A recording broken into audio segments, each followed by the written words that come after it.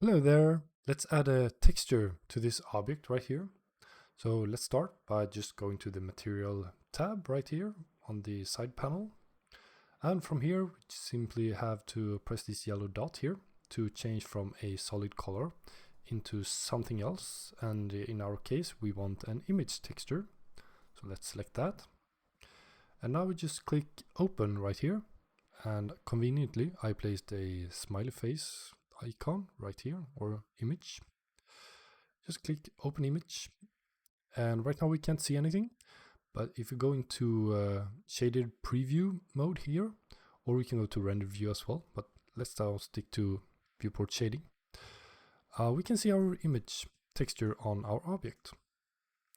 So if you want to change up how this appears on this cube here, we can go to UV editing up here, and that will open up another workspace where we can see our image on this side.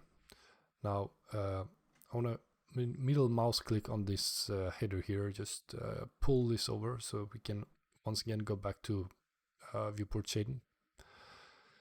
And from here we can start to select vertices in here and just press G to move them around. And you can see in the viewport that we start to change how this texture appears on our cube.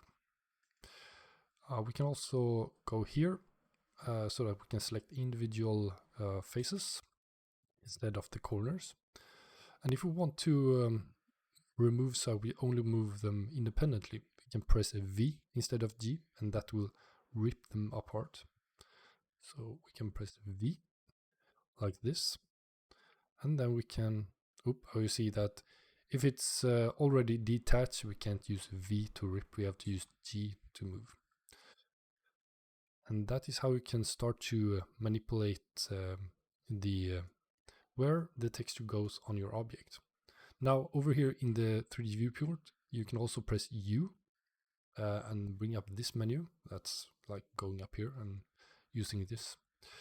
And then we have some different ways that we can automatically arrange the faces here in our UV map. So we can, for instance, go Smart UV Project, and that will arrange them in this way. Or we can go Reset, which will add every face to the whole image, just like this. All right, I hope you learned something. And if you want more, there are links in the description where you can learn more about adding and manipulating textures on your objects. And thanks for watching. Bye.